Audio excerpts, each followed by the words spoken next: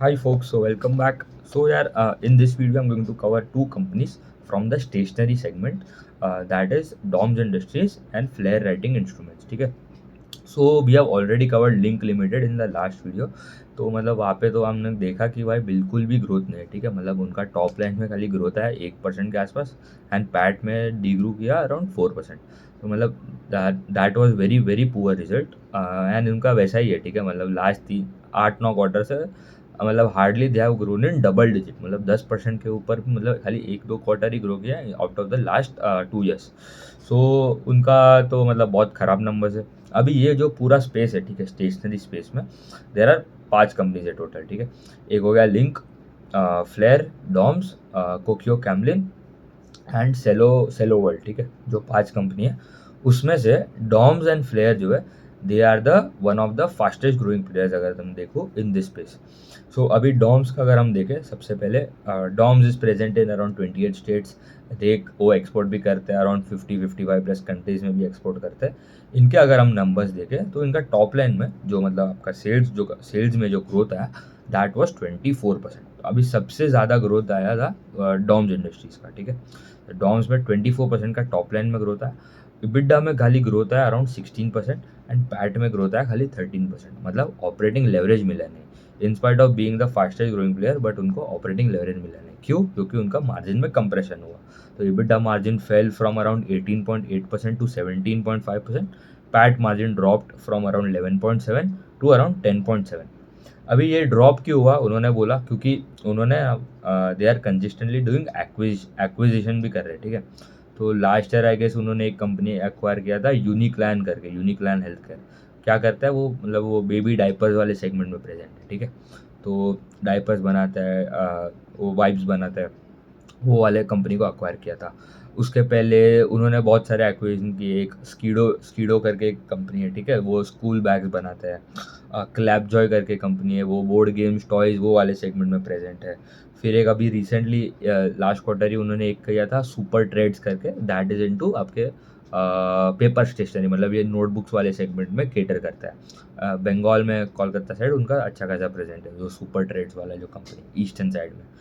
तो कंपनी एक तो ग्रोथ आ रहा है उनका एक्विजिशन से भी ग्रोथ है. क्योंकि देखो लास्ट ईयर का अगर हम बेस में देखें तो H1 में जो यूनिक्लैन जो था उनका टॉप लाइन में कंट्रीब्यूशन नहीं था बट ये क्वार्टर में था. ठीक है, तो इसलिए उनका टॉप लाइन में भी ग्रोथ आपको थोड़ा अच्छा लग रहा है, क्योंकि 24%, क्योंकि लास्ट ईयर के बेस में वो था नहीं. H1 में भी दे हैव ग्रोन बाय अराउंड 25%, क्योंकि एज आई टोल्ड यूनिक्लैन का acquisition was not not counted. EBITDA में ग्रोथ है 15%, पैट में खाली ग्रोथ है 11%. अभी ये कंप्रेशन एज आई टोल्ड क्यों आ रहा है? क्योंकि जो यूनिक्लैन वाला जो कंपनी को जो एक्वायर किया वहाँ पे margin are less compare to the पूरा. अगर उनका ओवरऑल जो ब्लेंडेड मार्जिन अगर देखो तो इनका एबिटा मार्जिन अराउंड 18% के आसपास है, 17.5%. यूनिक्लैन का अराउंड 8-9% के आसपास है. ठीक है, तो ओवरऑल वो जो मार्जिन का overall blended margin it is coming down. उनका गाइडेंस भी यही है कि भाई हमारा जो टॉप लाइन में जो ग्रोथ है दिस ईयर FY26 में इट वुड बी अराउंड 18-20%. ठीक है, तो पहले कितना गाइडेंस होता था इनका? FY25 में गाइडेंस देता था कि टू ग्रो बाय 23-25%. इसलिए the market was also reward by premiuming. मतलब उनका पी रेशियो भी आप देखो it was around 70-80 times, 80-90 times का पी था. तो ये दूसरे कोई में ग्रोथ ना आने रहता. दूसरे सब कंपनी फ्लेयर, सेलो, लिंक हो गया, कोकियो कैमलिन, ये सब में हार्डली 2-4-5% का आसपास का ग्रोथ है एंड पैट में भी उतना ही ग्रोथ है. एंड बट ये कंपनी को तो ऑपरेटिंग लेवरेज भी पहले मिल रहा था एंड टॉप लाइन में भी इतना अच्छा ग्रोथ आ रहा था. इसलिए market was rewarding by giving a bit premium. ठीक है, अभी क्या हो गया? डॉम्स का ग्रोथ जो आ रहा है इट इज़ कमिंग. ठीक है, मतलब प्रॉब्लम नहीं है. 18-20% का गाइडेंस दिया, दैट इज़ गुड, बट पहले गाइडेंस से कम किए. अभी उनका पी रेशियो करेंटली हम देखें इट इज़ अराउंड 70-75 टाइम्स के आसपास का अभी डॉम्स का पी है. ठीक है, करेंटली देखो लेटेस्ट 72 के आसपास का पी है एंड कंपनी का गाइडेंस है 18 से 20% का ग्रोथ देने का, बट विथ मार्जिन कंप्रेशन. ठीक है, तो मार्जिन का ये टाइम उनका गाइडेंस देखो ना, पूरे साल के लिए it is around EBITDA margin it is around 16.5 to 17.5%. Last year around उनका 18-19% के आसपास था. ठीक है, इबिटा मार्जिन.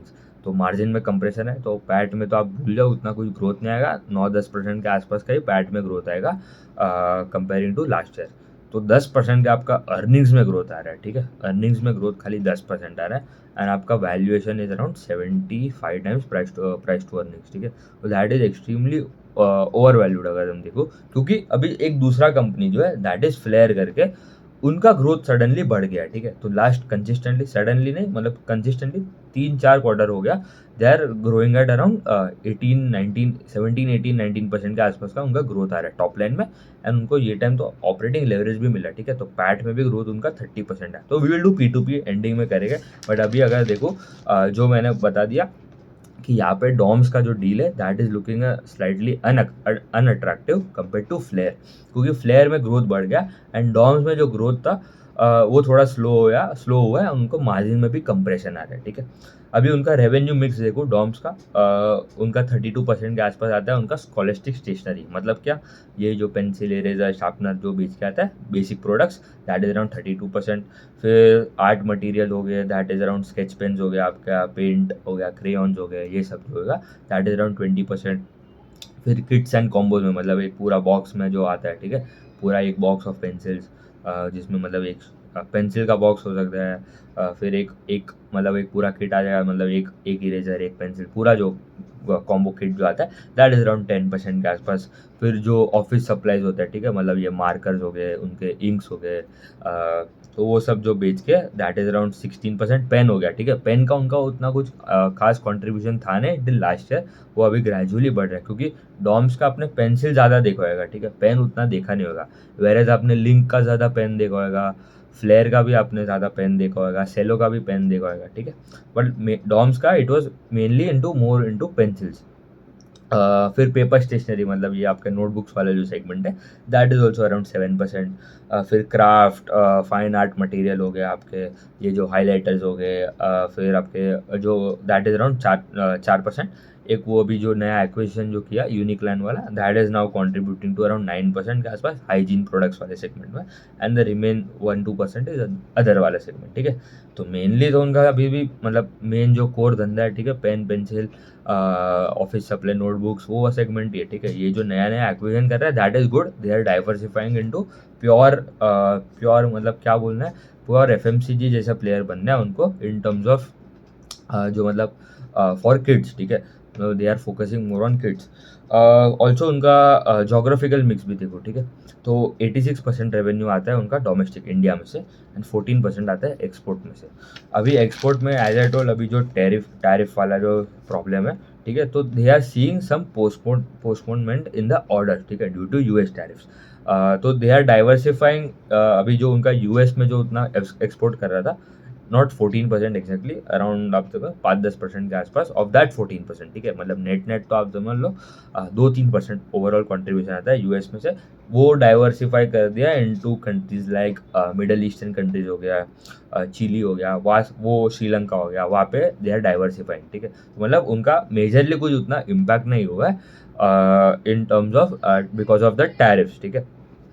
ऑल्सो अभी अगर हम देखें तो उनका एक केपेक्स हुआ था, तो 44 एकड़ के आसपास का उनका एक लैंड उन्होंने ग्रीनफील्ड एक्सपांड किया था, तो दैट वुड स्टार्ट कमर्शलाइज हो जाए बाय Q1 ऑफ FY 27, ठीक है, फर्स्ट फेज उनका।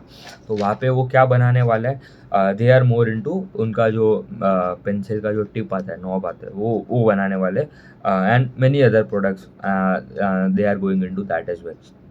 उन्होंने they are also backward integrated in terms of आपके पेंसिल हो गया, क्योंकि वो जो पेन का जो निब आता है, ठीक है, फिर उनका जो वुडन जो बॉडी आता है वो सब भी खुद ही बनाते हैं, ठीक है, इन हाउस करता है मैन्युफैक्चर, ऐसा नहीं कि थर्ड पार्टी को ऑर्डर दे दिया, तो इसलिए वहाँ पे उनका मार्जिन भी अच्छा आता है।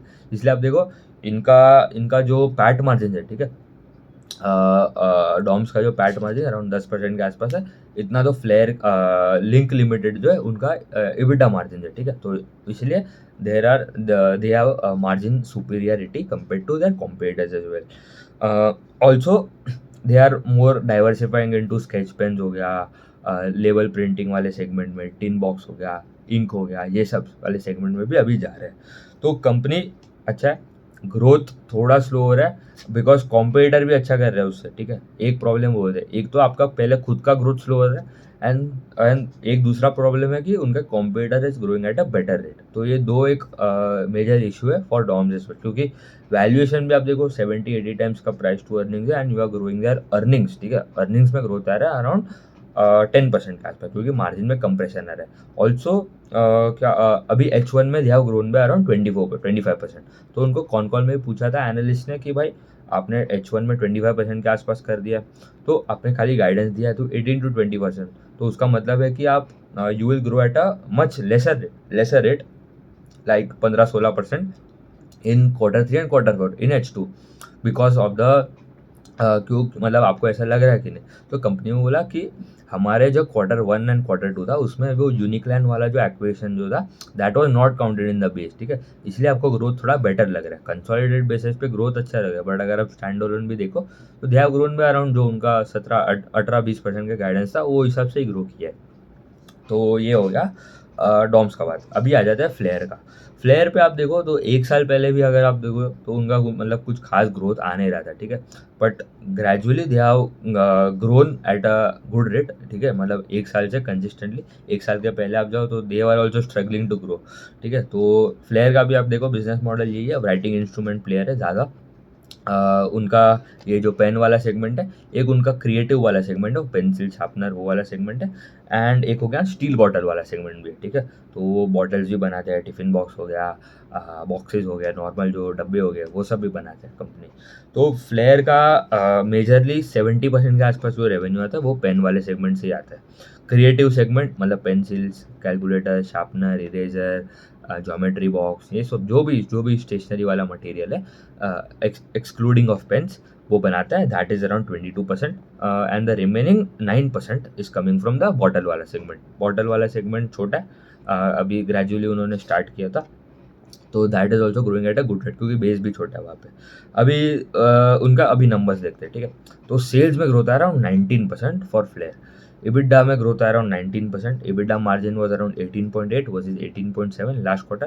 पैट में ग्रोथ आया 30%, एंड पैट मार्जिन 13.3 हो गया versus 12.1 on a YoY basis. H1 versus last year भी H1 देखो तो they have grown by top line by 18%, EBITDA में ग्रोथ आ रहा है 19%, एंड पैट में ग्रोथ आ रहा है 22% के आसपास। तो इनको ऑपरेटिंग लेवरेज भी मिला है, ठीक है, ठीक ठाक, मतलब डिसेंट, ठीक है, मतलब उतना अच्छा भी नहीं, ऑन स्पेसिफिकली Q2 में अच्छा मिला है, H1 वर्सेज H1 उतना कुछ खास मिला नहीं है। सो इनका भी ग्रोथ देखो, ठीक है। इनका 3 सेगमेंट जो है, पेन वाला जो सेगमेंट है वहाँ पे खाली 4% का ग्रोथ है। क्रिएटिव वाला जो सेगमेंट है, मतलब ये पेंसिल, कैलकुलेटर, ज्योमेट्री बॉक्स, वो वाला जो सेगमेंट है, that is contributing to around 70% का ग्रोथ है वहाँ पे। एंड जो स्टील बॉटल वाला जो सेगमेंट था उसमें दे have grown by around 121% on a YoY basis. Of course base छोटा है इसलिए ग्रोथ भी अच्छा लग रहा है। तो इन्होंने अभी फ्लेयर का अगर हम देखा तो they have launch around 36 new products, वो एवरी क्वार्टर, हर क्वार्टर में आप 20-25-30 नए नए लॉन्चेस करते हैं, new SKUs they are developing as well. तो अराउंड 17 पेन्स के आसपास उन्होंने लॉन्च किए अक्रॉस डिफरेंट प्राइस सेगमेंट। फिर around 14 new launches in the creative वाले सेगमेंट में, एंड रेस्ट आर अंडर आप देखो कैलकुलेटर्स एंड हाउसवेयर वाला सेगमेंट एज वेल, बॉटल वाला जो सेगमेंट है। अब इनका जोग्राफिकल मिक्स भी देखो तो 85% जो रेवेन्यू आता है वो डोमेस्टिक आता है, इंडिया में से आता है, and the remaining 15% is coming from exports. अभी उनका भी एक नया कैपेसिटी आ रहा है, ठीक है। उन्होंने भी वलसाड़ में, गुजरात में जो जगह है वहाँ पे भी वो कैपेसिटी एक्सपांड कर रहे हैं, that is scheduled to be generate to be commenced, मतलब स्टार्ट होगा बाय Q4 के आसपास से स्टार्ट होना चाहिए, and that is specifically for the writing instruments वाला, एंड जो रिमेनिंग जो क्रिएटिव वाले सेगमेंट, स्टेशनरी वाले सेगमेंट के लिए वहाँ पे they have done around a capex of around 80-90 crore के आसपास का वहाँ पे केपेक्स कर रहा है कंपनी। अभी इनके ब्रांड्स भी देखो, ठीक है।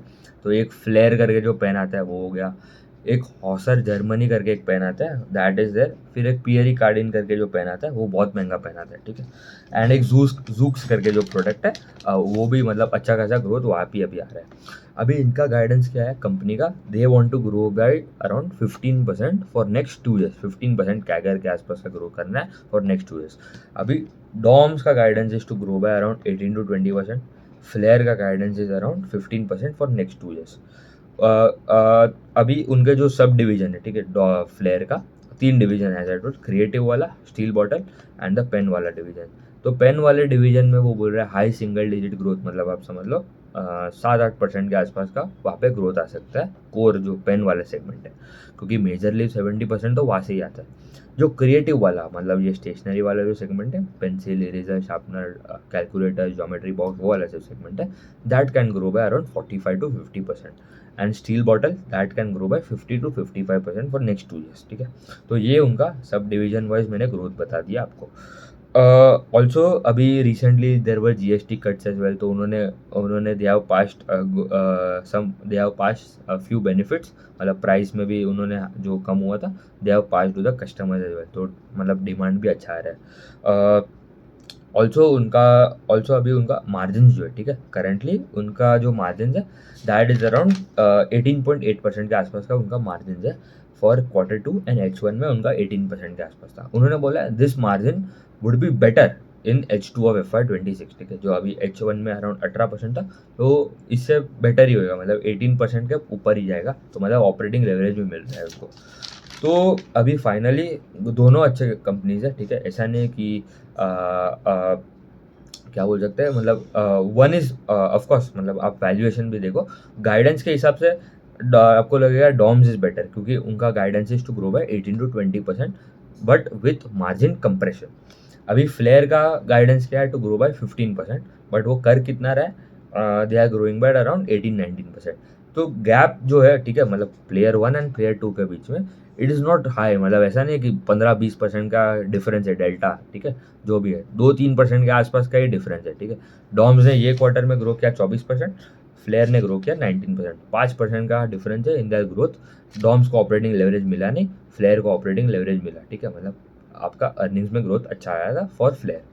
अभी वैल्यूएशन भी आप देखो, डॉम्स का पी इज अराउंड 73 के आसपास, एंड अर्निंग्स में फॉरवर्ड अगर पैग भी निकालो, ठीक है, price P by earnings growth, ठीक है, मतलब जो पैग रेशियो जो है, अगर हम देखें डॉम्स कितना आ जाएगा, 73 का पी है, एंड अर्निंग्स में ग्रोथ कितना आ रहा है, 10%, 11% पूरा FY26 वर्सेज FY25 में अगर देखो ओवरऑल जो उन्होंने गाइडेंस दिया वो हिसाब से, तो पैग रेशियो तो 7 आ गया, ठीक है, तो that is very very expensive, correct.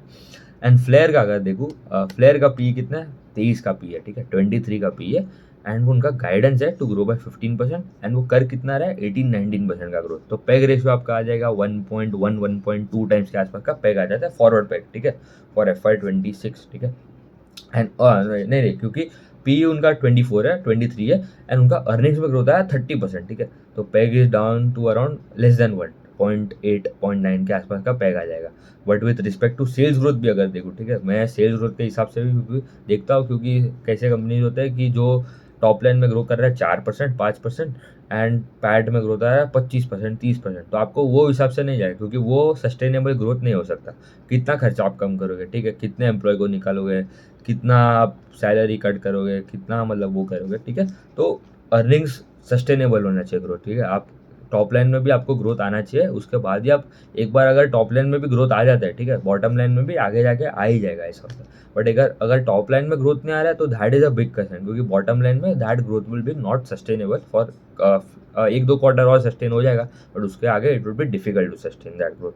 तो डॉम्स और फ्लेयर में एक कंपनी जो हायर ग्रोथ कर रहा है, it is not a better deal for me currently. अगर देखो तो कोई रिकमेंडेशन नहीं है, you have to do your own analysis, ठीक है।